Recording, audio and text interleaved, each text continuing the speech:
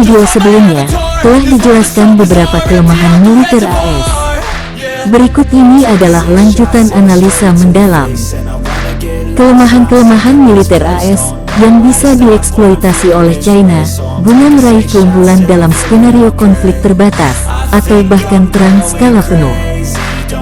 Serta akan dijelaskan 4 cara China bisa menang melawan AS. Halo semuanya, selamat datang di channel ini. Saya sangat senang Anda bergabung dengan kami.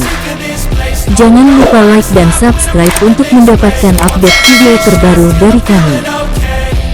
Dengan like dan subscribe, Anda akan menjadi bagian dari komunitas kami dan membantu kami membuat konten yang lebih baik untuk Anda. 7. Ketergantungan pada satelit.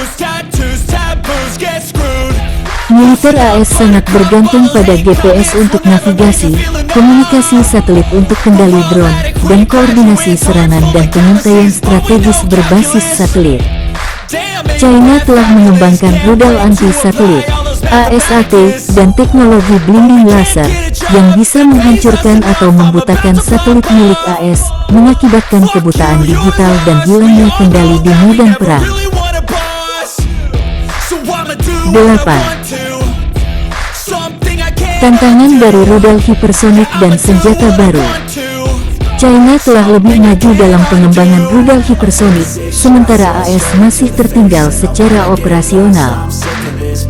Rudal hipersonik sangat cepat dan sulit dideteksi, hampir mustahil dicegat oleh sistem pertahanan udara saat ini. Ini membuat kapal perang AS, termasuk kapal induk, sangat rentan dihancurkan sebelum bisa mendekat ke zona konflik. 9. Kerapuhan aliansi.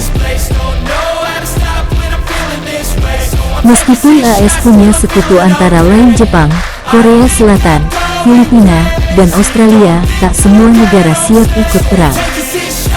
Beberapa negara tak ingin terseret konflik terbuka antara AS dan China.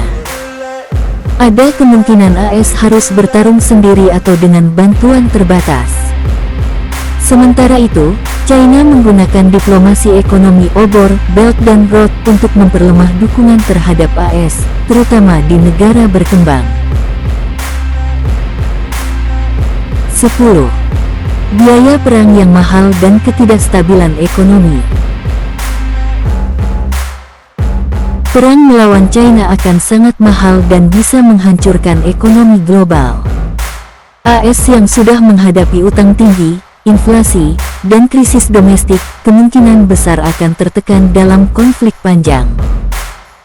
China, sebagai negara otoriter dan ekonomi tertutup, memiliki kendali lebih besar terhadap rakyatnya dan ekonomi dalam kondisi krisis. 4 cara China bisa menang. Strategi gabungan. 1. Serangan kilat ke Taiwan.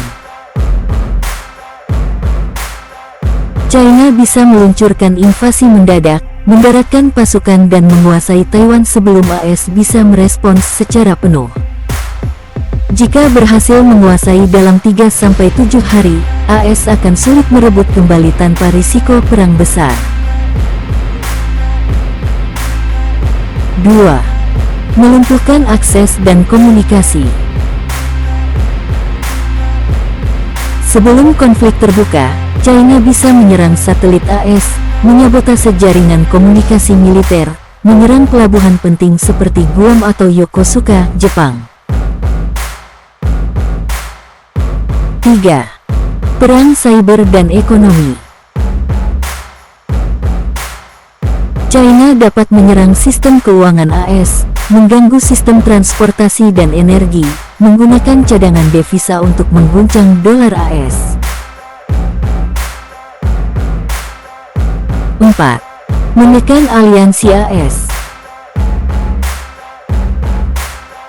Melalui diplomasi dan tekanan ekonomi, China dapat membujuk negara seperti Filipina atau Korea Selatan untuk tetap netral, menghindari keterlibatan Jepang jika tidak ada serangan langsung ke mereka. Meskipun militer Amerika Serikat unggul dalam teknologi dan kekuatan global, China bukan hanya melawan dengan tank dan rudal, tapi juga dengan strategi multidimensi yang cerdas dan adaptif. Dengan memahami dan memanfaatkan kelemahan logistik, politik, teknologi, dan psikologis AS, China berpotensi menang bukan karena kekuatan absolut, tetapi karena ketepatan strategi dan kecepatan eksekusi.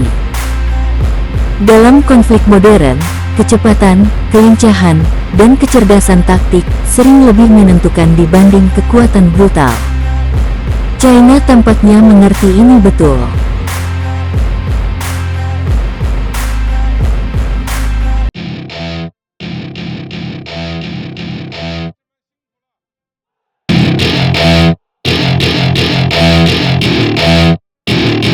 Welcome to my party, we're just getting started. A life is a dream or a nightmare scarring. Hand me a drink cause I think I'm going all in. Get me a street